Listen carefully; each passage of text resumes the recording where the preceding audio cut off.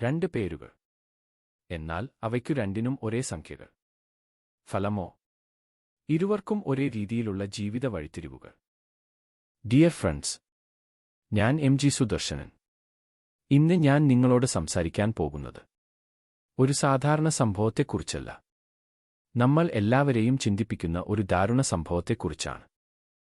രണ്ട് സഹോദരിമാർ, ഒരുമിച്ച് ജീവിതം നയിച്ചവർ, ഒരുമിച്ച് യാത്ര ചെയ്തവർ. ഒടുവിൽ ഒരേ സാഹചര്യത്തിൽ അവരുടെ ജീവിതം അവസാനിച്ചു. ഇത് കേൾക്കുമ്പോൾ നമ്മൾ ചോദിക്കേണ്ട ഒരു ചോദ്യമുണ്ട്: ഇത് വെറും യാദൃച്ഛികമാണോ? അല്ലെങ്കിൽ ഇതിന് പിന്നിൽ മറ്റെന്തെങ്കിലും പാറ്റേൺ ഉണ്ടോ? അവരുടെ പേരുകൾ, ഔദ്യോഗിക നാമങ്ങൾ: ആനി ഫിലിപ്പ്, മീര ഫിലിപ്പ്. ഇപ്പോൾ നമുക്ക് ഒരു ചെറിയ കാര്യത്തിൽ നിന്ന് തുടങ്ങാം. പേരിലെ അക്ഷരങ്ങളുടെ എണ്ണം. രണ്ടു പേരിലും 11 അക്ഷരങ്ങൾ വീതമാണുള്ളത്. ഇതാണ് മെന്റൽ നമ്പർ, അഥവാ മാനസിക സംഖ്യ. ഒരു പേരിലെ മാനസിക സംഖ്യ എന്താണ് പറയുന്നത്? ഒരു മനുഷ്യന്റെ മനസ്സിനെക്കുറിച്ചാണ്.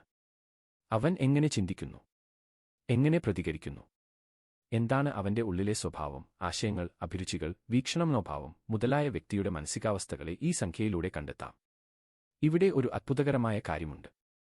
ഈ രണ്ട് പേരുകൾക്കും ഒരേ മെന്റൽ നമ്പർ ആണ്. അതായത് ഒരേ രീതിയിലുള്ള ചിന്ത, ഒരേ രീതിയിലുള്ള വികാരം. ഇനി അതിന്റെ റൂട്ട് നമ്പർ നോക്കുമ്പോൾ അത് 2 ആണ്. ചന്ദ്രന്റെ നമ്പർ. ചന്ദ്രന്റെ സ്വഭാവം എന്താണ്? സ്ഥിരതയില്ല, മാറിക്കൊണ്ടിരിക്കുന്നു.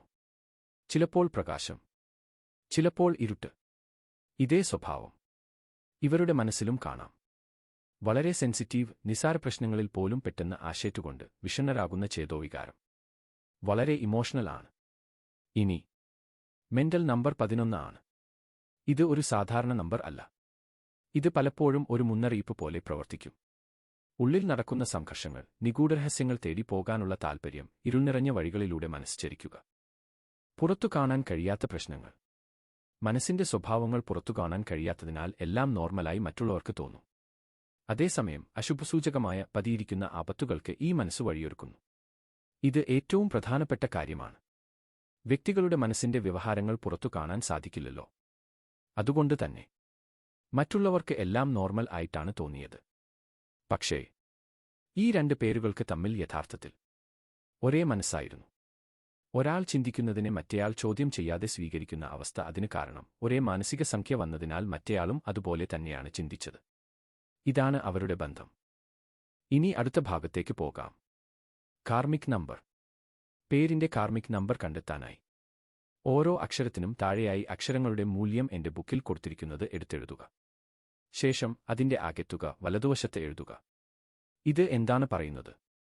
ഒരു മനുഷ്യന്റെ പ്രത്യക്ഷത്തിൽ കാണാൻ കഴിയുന്ന പ്രവൃത്തികളും വ്യക്തിയുടെ ജീവിതവും, അവന്റെ ജീവിതത്തിൽ സംഭവിക്കുന്ന കാര്യങ്ങളും. ഇവിടെ വീണ്ടും ഒരേ കാർമിക് സംഖ്യകൾ വന്നിരിക്കുന്നു. അവ 43ഉം 7ഉമാണ് കിട്ടിയിരിക്കുന്നത്. കാർമിക് നമ്പർ 43 പറയുന്നത് ജീവിതത്തിൽ യാത്രകൾ അനിവാര്യമാവുക, വ്യക്തി മാറ്റങ്ങൾക്കു വിധേയമാവുക, ജീവിതത്തിൽ അപ്രതീക്ഷിത സംഭവങ്ങൾ വന്നുചേരുക. ഇനി ബുക്കിൽ കൊടുത്തിരിക്കുന്ന നമ്പർ 43ന്റെ വ്യാഖ്യാനം പരിശോധിച്ചാൽ പലപ്പോഴും 43കാരുടെ അന്ത്യം യാത്രയിലോ ജലത്തിലോ ആകാൻ സാധ്യതയുണ്ട്. ഒരുതരം വിപ്ലവം, കലഹം. ഉള്ളിലുള്ള ഇക്കൂട്ടർ പ്രതികാരം വീട്ടുവാൻ വെള്ളത്തിൽ ചാടിയോ, വിഷം ഉള്ളിൽ ചെന്നോ, കയറിൽ തൂങ്ങിയോ, ഉയർന്ന സ്ഥലത്തുനിന്ന് താഴേക്ക് ചാടിയോ ഒക്കെ ആത്മഹത്യ ചെയ്യാറുണ്ട്. അതല്ല മറ്റുള്ളവരാൽ ആണ് വധിക്കപ്പെടുന്നതെങ്കിൽ അവരെ മിക്കവാറും വിഷം കൊടുത്തോ, വെള്ളത്തിൽ മുക്കിയോ, പൊതുസ്ഥലങ്ങളിലോ യാത്രാവേളകളിലോ കൊല്ലുകയാണ് പതിവ്. ഒരു കാര്യം ശ്രദ്ധിക്കണം. ചില നമ്പറുകൾ ചില സാഹചര്യങ്ങളുമായി ശക്തമായി ബന്ധപ്പെട്ടു കാണാം. ഇവിടെ കാർമിക് റൂട്ട് നമ്പർ 7. യാത്രയും ജലവുമായി ബന്ധപ്പെട്ട നമ്പർ 7 വ്യക്തിയുടെ ജീവിതത്തിൽ അത്തരം സാഹചര്യങ്ങൾ കൊണ്ടുവരും. കാർമിക് നമ്പർ 7 എന്നത് യാത്രയുടെ നമ്പർ, ആത്മീയതയുടെ നമ്പർ. ജലവുമായി ബന്ധപ്പെട്ട ഒരു ശക്തമായ സ്വാധീനം ഇവർക്കനുഭവിക്കേണ്ടിവരും. ജലാശയങ്ങളുടെ സാമീപ്യം, ജലത്തിലൂടെയുള്ള യാത്രകൾ, സമുദ്രം കടന്നുള്ള വിദേശയാത്രകൾ എല്ലാം ഇക്കൂട്ടർക്ക് സന്തോഷം നൽകുന്നതാണ്.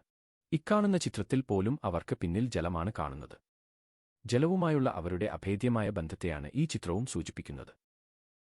അടുത്തത് വിധി സംഖ്യ അഥവാ ഡെസ്റ്റിനി നമ്പർ. മാനസിക സംഖ്യയും കാർമിക സംഖ്യയും കൂട്ടിക്കിട്ടുന്ന ഫലമാണ് വിധി സംഖ്യ അഥവാ ഡെസ്റ്റിനി നമ്പർ. ഇവിടെ 11 + 43 = 50. ആദ്യ വിധിസംഖ്യ കിട്ടി.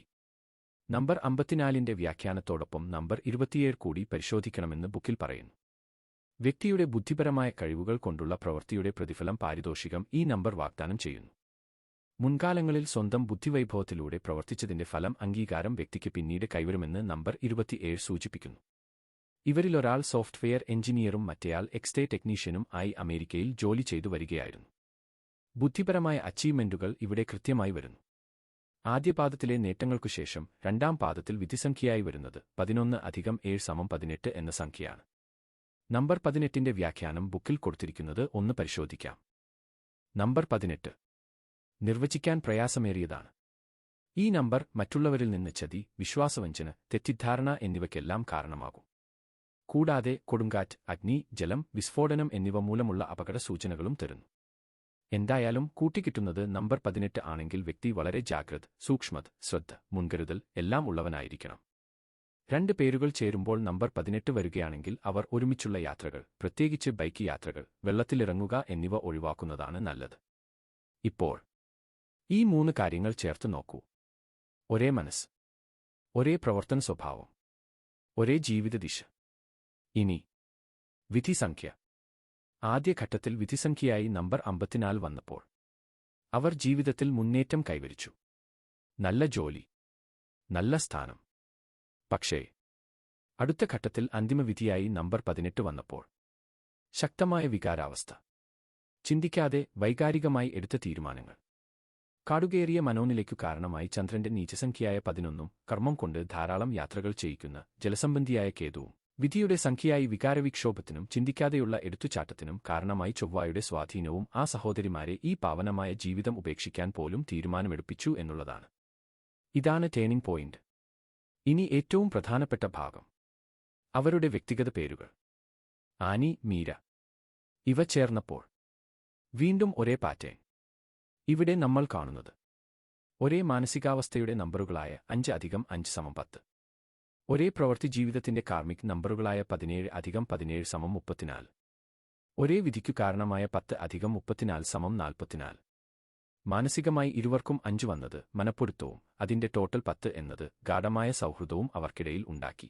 സ്വീകരിക്കുന്ന വഴി ദൈവികമോ ആസുരികമോ ആയിക്കോട്ടെ, അതിന്റെ ഉച്ചസ്ഥായിയിൽ എത്തിച്ചേരുമെന്നാണ് നമ്പർ 10 സൂചിപ്പിക്കുന്നത്.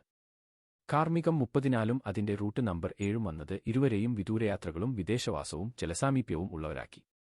ആത്യന്തിക വിധി സംഖ്യയായി ആദ്യഘട്ടത്തിൽ വന്നത് 10+34=44 ആണ്. 44ന്റെ വ്യാഖ്യാനത്തിൽ പ്രധാനമായി 26 കൂടി പരിശോധിക്കണം എന്ന നിർദ്ദേശമുണ്ട്. ഭാവി ജീവിതത്തിൽ നിറയെ ഗുരുതരമായ, ഉത്കണ്ഠാജനകമായ, ഗൗരവമേറിയ അപായ സൂചനകൾ നമ്പർ 26 നൽകുന്നു. മറ്റുള്ളവരുമായുള്ള കൂട്ടുകെട്ട്, ചങ്ങാത്തം, പങ്കാളിത്തം വഴി വലിയ നിർഭാഗ്യം, വിനാശം, അത്യാപത്ത് ഉണ്ടാകുമെന്ന് നമ്പർ 26 ആപത്സൂചന നൽകുന്നു. തെറ്റായ അനുമാനം, ഊഹക്കച്ചവടം, തെറ്റായ ആലോചന, തെറ്റായ പങ്കാളികൾ, തെറ്റായ കൂട്ടുകെട്ട് അഥവാ സഹകരണം, തെറ്റായ ഉപദേശങ്ങൾ വഴിയൊക്കെ ഒരുവൻ തകർച്ച ഉണ്ടാകുമെന്ന് മുന്നറിയിപ്പ് തരുന്നു.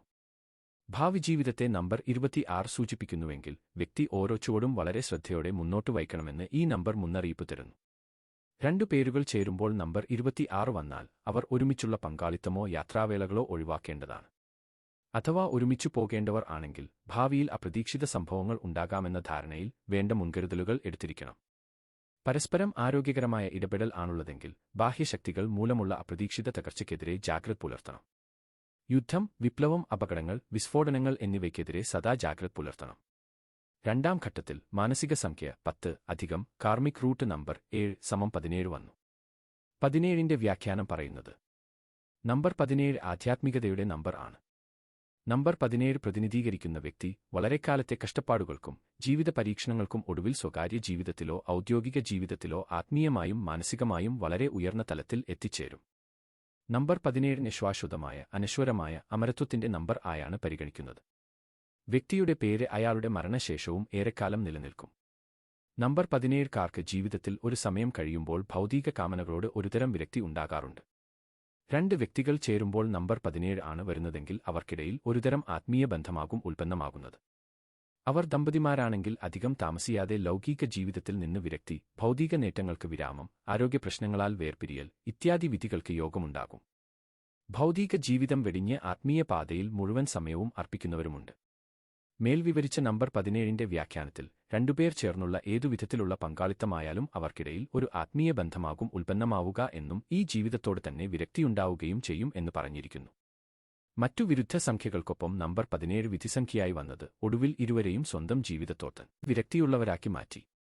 അതിനവർ കണ്ടെത്തിയതോ അവരെ കാർമ്മികമായി നിരന്തരം സ്വാധീനിക്കുന്ന ചെലവും. ഇവിടെ ഇരുവരും എല്ലാ രീതിയിലും പൊരുത്തപ്പെട്ടവരാകയാൽ അവരിൽ ഒരു അഗാധ സൗഹൃദവും വൈകാരിക ബന്ധവും രൂപപ്പെട്ടു. എന്നാൽ അത് വളരെ അപകടകരമായ ആത്യന്തിക വിധിയുടെ സ്വാധീനത്തിലേക്കുള്ള യാത്രയായിരുന്നു എന്ന് ഇരുവരും തിരിച്ചറിഞ്ഞില്ല. ഫലമോ ദീപനാളത്തിലേക്കു കടന്നു ചെല്ലുന്ന ഈയാംപാറ്റകളായി അവർ മരണത്തിലേക്ക് കടന്നു ചെല്ലുകയായിരുന്നു. ഇത് നമ്മളെ ഒരു കാര്യം ചിന്തിപ്പിക്കുന്നു. പേരുകൾ വെറും ഒരു തിരിച്ചറിയൽ മാത്രമല്ല. ഒരുവന്റെ ജാതകമോ ഗ്രഹനിലയോ പരിശോധിച്ചാൽ പോലും ഇത്ര കൃത്യമായി പ്രവചിക്കാൻ സാധിക്കുമോ? പേരുകൾ നമ്മുടെ മനസ്സിനെ സ്വാധീനിക്കുന്നു, നമ്മുടെ തീരുമാനങ്ങളെ സ്വാധീനിക്കുന്നു, നമ്മുടെ ജീവിതത്തിന്റെ ദിശയെപ്പോലും സ്വാധീനിക്കുന്നു. അതിനാൽ ഇത് യാദൃച്ഛികമല്ല, ആവർത്തിച്ചു കാണുന്ന ഒരു പാറ്റേണാണ്. നിങ്ങളുടെ പേരിൽ എന്താണ് ഒളിഞ്ഞിരിക്കുന്നത്? അത് നിങ്ങളുടെ ജീവിതത്തെ എങ്ങനെ സ്വാധീനിക്കുന്നു? അതാണ് നമുക്ക് കണ്ടെത്തേണ്ടത്. ഈ വീഡിയോ ഇഷ്ടമായെങ്കിൽ ലൈക്ക് ചെയ്യുക, ബെൽ ബട്ടൺ അമർത്തുക. ഈ ശാസ്ത്രം പഠിക്കാൻ ഇംഗ്ലീഷിലോ മലയാളത്തിലോ ഉള്ള എന്റെ ബുക്കുകൾ വാങ്ങുക. നേരിട്ട് കോൺടാക്ട് ചെയ്യുക. എന്റെ കോൺടാക്ട് ആൻഡ് വാട്സാപ്പ് നമ്പർ 7034114005. പുതിയ ഒരു വീഡിയോയുമായി വരുന്നത് വരെ നന്ദി, നമസ്കാരം.